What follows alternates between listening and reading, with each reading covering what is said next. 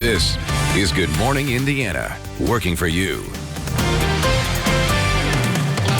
It is 4:27 here on our Wednesday morning. Thanks for joining us on Good Morning Indiana. I'm Lauren Casey. And I'm Meredith Barrick. As we get closer and closer to July, many parents across central Indiana are wondering whether or not their kids will be back in a classroom after the coronavirus pandemic closed schools earlier this year.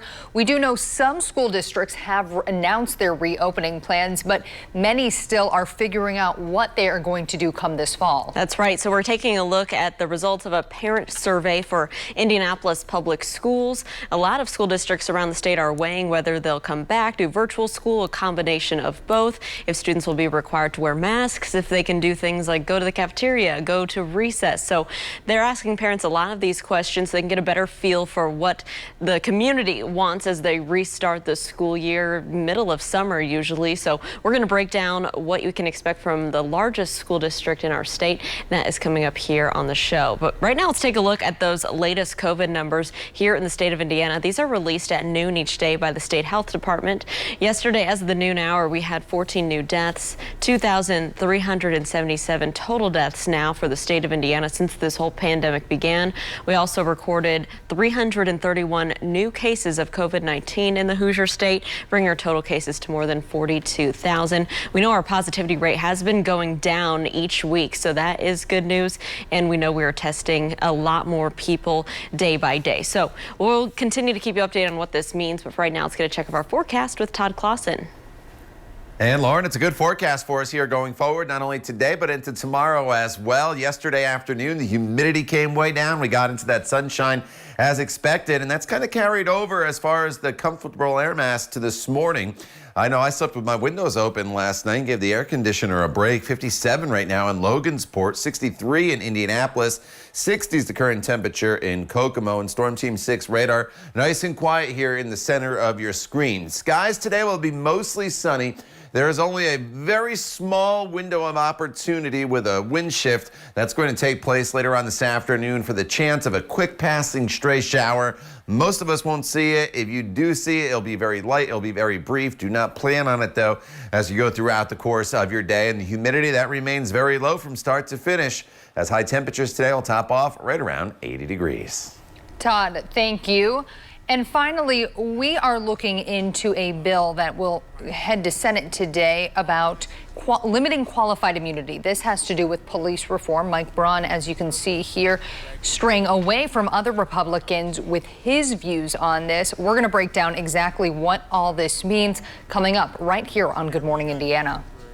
This is Good Morning Indiana, working for you. More gun violence in the Circle City now at 4:30, where the latest rounds of gunfire left at least one person dead and several others hurt. Plus, schools are still working on their plans to return to the classroom this fall. This morning, one father shares his concerns and how you can weigh in on that process. But before we get to our top stories today, I want to thank you for joining us here on Good Morning Indiana. I'm Lauren Casey. And I'm Meredith Barrick. Meteorologist Todd Clausen joining us. And Todd, you got an easy job for the rest of this work week here. Things are going to be really nice out.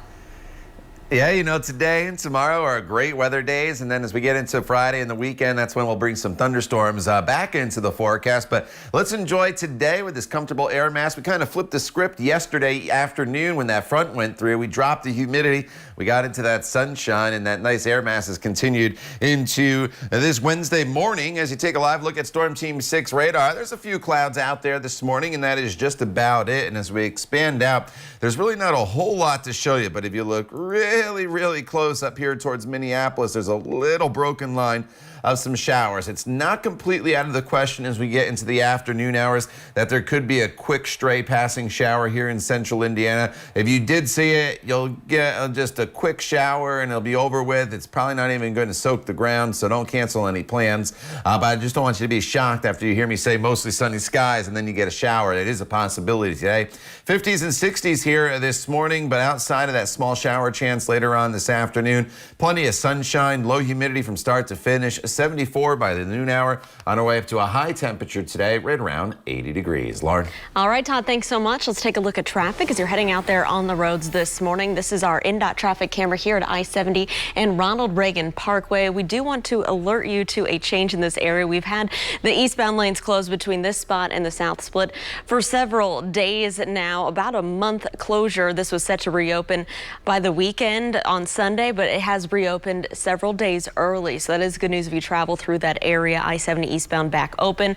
Westbound lanes are open today. However, keep in mind by the end of the week, about Friday around 4 a.m. is the schedule right now. They will be closing the westbound lanes in that same spot for a month-long closure. So of course, we'll keep you updated on that project. Let's take a look right now to our east. This is where we have an ongoing construction project. This is about a month-long closure as well. The I-70 area near Mount Comfort Road. That's where we have a right lane closure. So just take it easy as you head through that area. You can see some orange barrels there on the ramp system as well.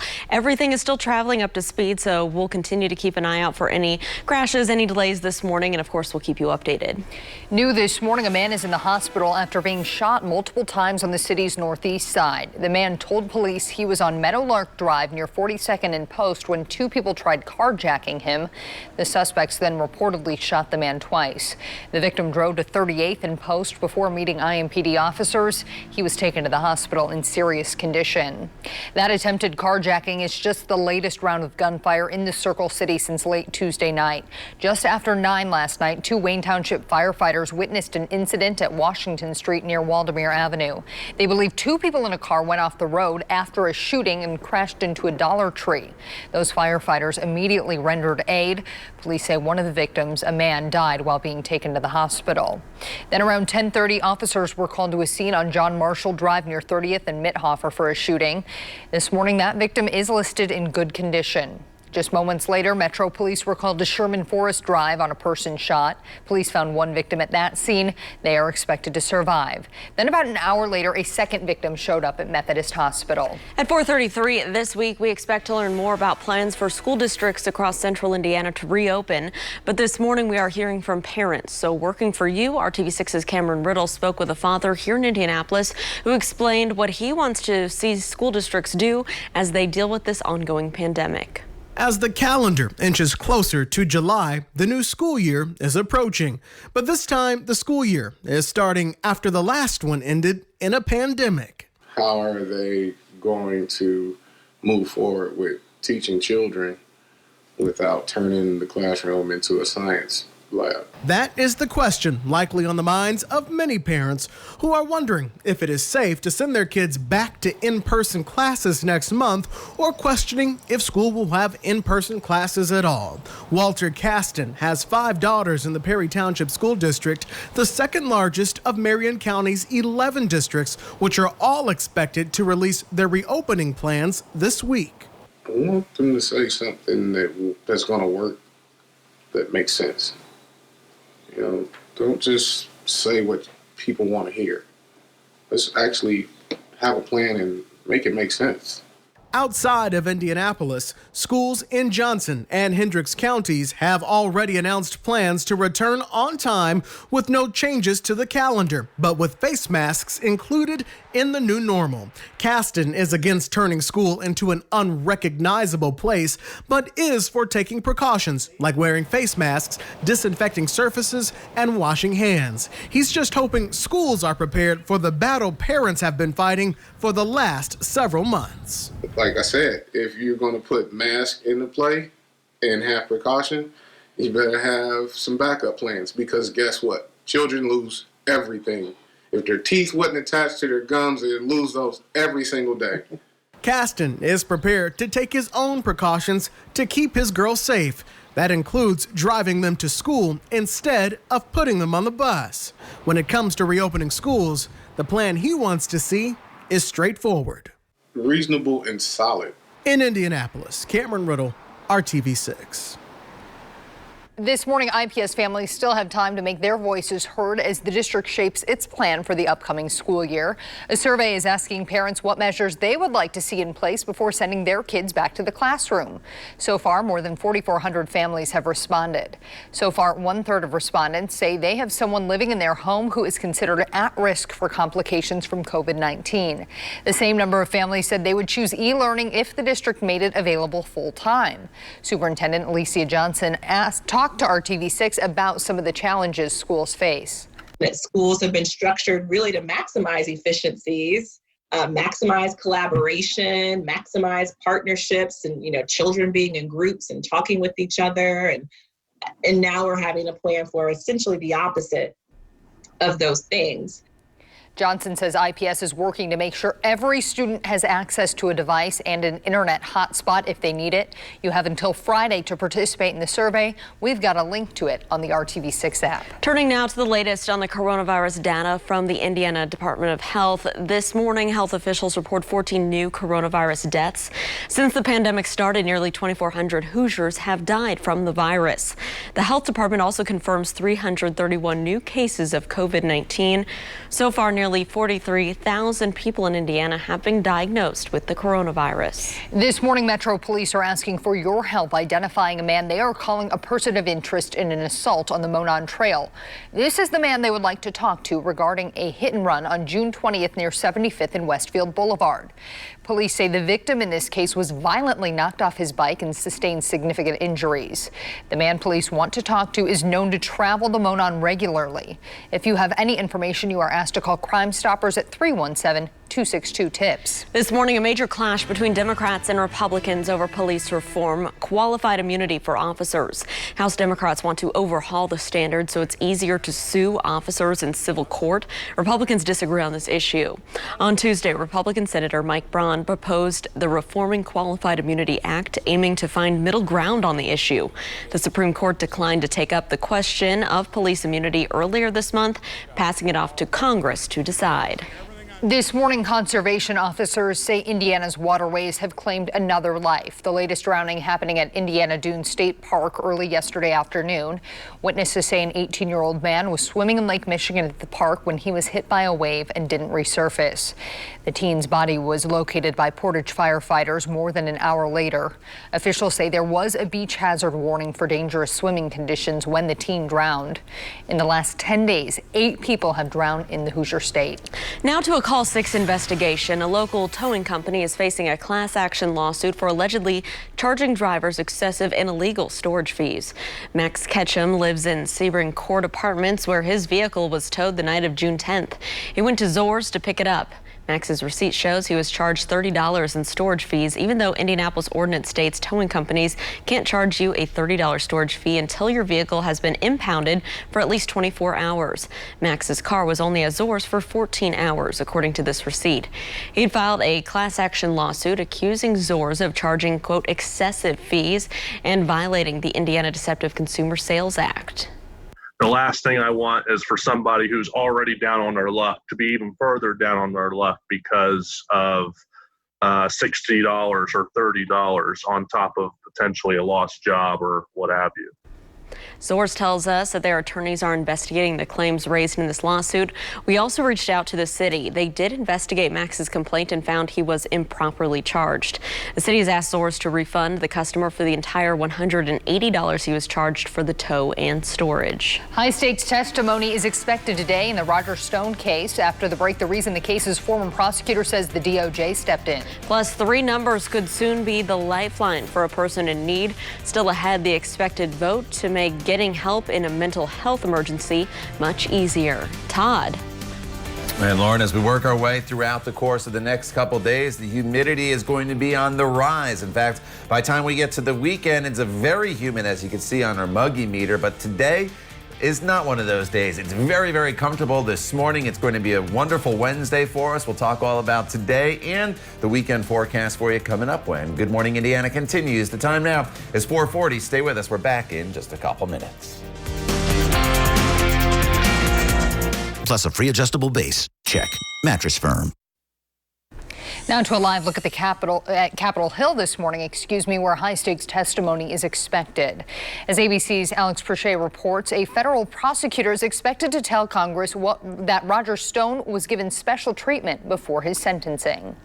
This morning, the Justice Department under fire, accused of giving a more lenient sentence to Roger Stone, President Trump's longtime friend who was convicted of lying to Congress. Roger, what's the message you want to send to the committee today? The truth, the whole truth, and nothing but the truth. Aaron Zelinsky, a prosecutor who worked on the Stone case, is set to testify on Capitol Hill today. In his prepared remarks obtained by ABC News, Zelinsky will tell lawmakers he saw favorable treatment for Stone with his own eyes. And, quote, I was told that the acting U.S. Attorney for the District of Columbia, Timothy Shea, was receiving heavy pressure from the highest levels of the Department of Justice to cut Stone a break. Zelinsky adding that he was told that Shea was afraid of the president. In response, the Justice Department issued a statement saying Mr. Zelinsky's allegations concerning the U.S. Attorney's motivations are based on his own interpretation of events and hearsay, at best, not firsthand knowledge. Zelinsky and his team recommended that Stone receive between 7 and 9 years in prison. But following tweets from President Trump describing the recommendations as a miscarriage of justice, Attorney General William Barr stepped in, reversing the team's recommendation. Stone was ultimately sentenced to 3 years.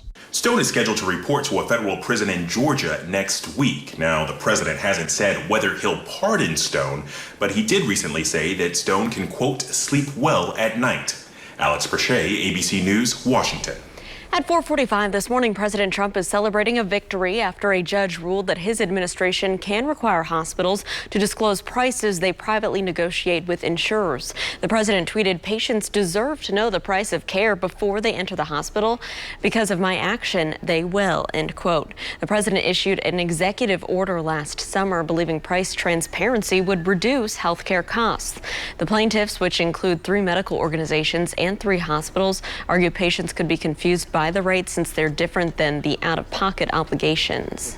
Federal regulators will vote next month on whether or not to implement a 3-digit number to reach the suicide prevention hotline.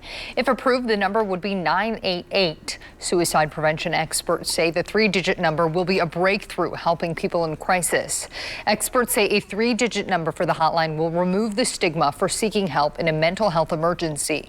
The vote comes as suicide rates have increased across the U.S. over the past 2 decades. If you are thinking about suicide, please know there is help available right now by calling 1-800-273-TALK.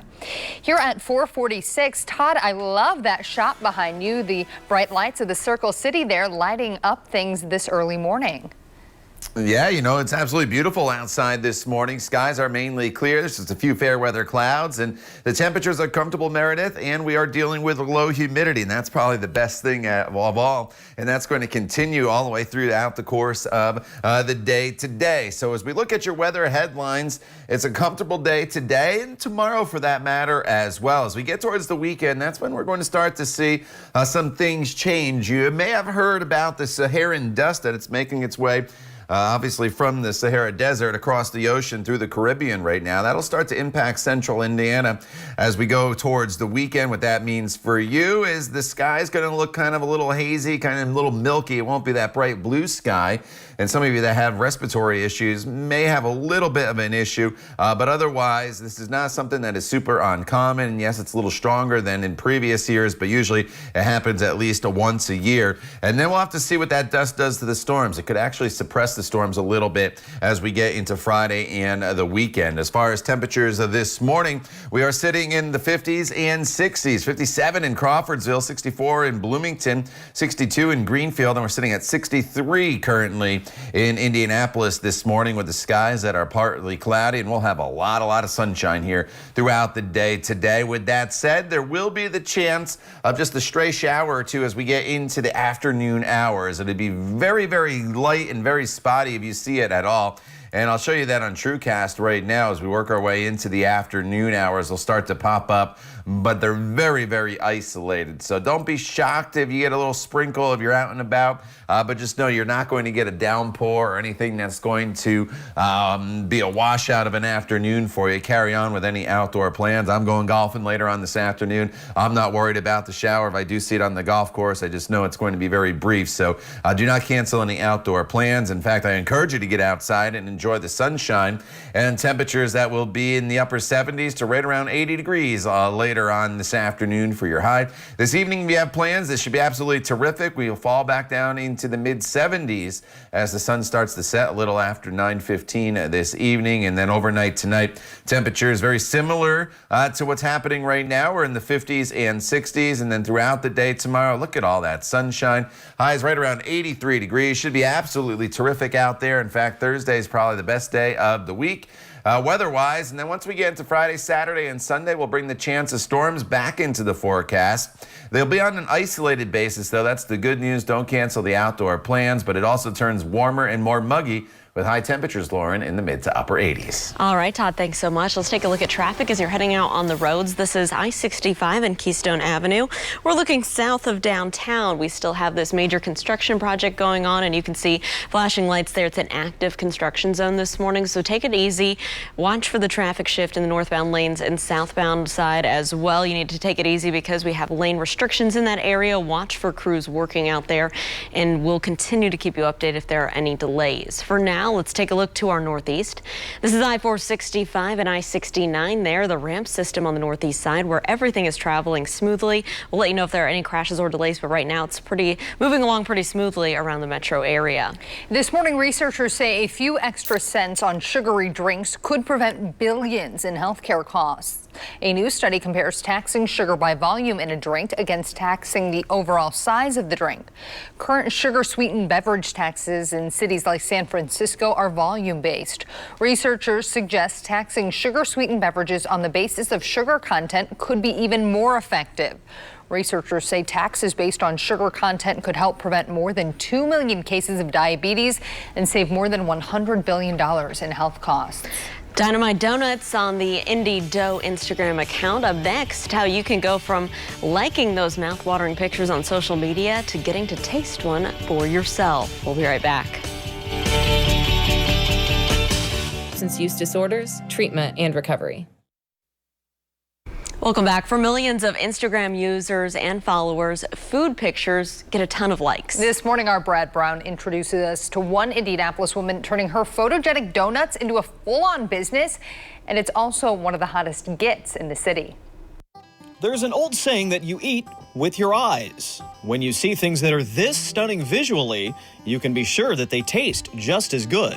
I didn't think it was going to happen as quick as it did, I guess. Yeah, it's just happening a lot faster than I was expecting. Amanda Gibson is the self-taught baker behind the Indy Dough account on Instagram. More than 4,000 followers and rising, much like some of the dough that's got Circle City donut fans buzzing. I think that it came from just wanting to have a creative outlet, and I just wanted to do something that was mine in the kitchen, and so baking came to fruition, and then Instagram. The Indiana native was working at a donut shop in Jacksonville, moved back home as a new mom and to be closer to her family. So I moved and I didn't find any donuts here that were like mine, so I decided to go back to the kitchen and redevelop recipes that were my own. A wildly creative mind and meticulous process have led to a long list of amazing flavors. On this particular day, it's a s'mores old-fashioned with torched marshmallow topping. With donuts, too, they're kind of like you can put anything on top of them, so that's the other great thing is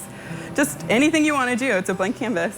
Amanda's Indy Dough pop-up sales now end up sold out just minutes after she posts the links online. And she's teaming up with other local restaurants for donuts plus just about anything events. That was another reason why I wanted to start doing Indy Dough, was because I wanted to make contact with more people that were small businesses within the community, and I just wanted to be in the restaurant industry, and this was my way of doing it with the time constraints that I had with also wanting to be a full-time mom. All right, as always, Brad, excellent job, and looks really, really good here at 4:56 in the morning. What's also good is your forecast for today and tomorrow. Plenty of sunshine, 79 today with low humidity and just a small chance of a stray shower later on this afternoon. Tomorrow is beautiful, 83 degrees, mostly sunny, so it's a little bit warmer. The humidity remains low. Get out there and enjoy because the humidity does come way up as we get into the weekend. And with the added humidity and the chance of some storms, we will see temperatures in the mid-80s, followed by temperatures still next week in the mid-80s, but with plenty of sunshine. The time now, 4:57. We're back in just a couple minutes. We'll see you then.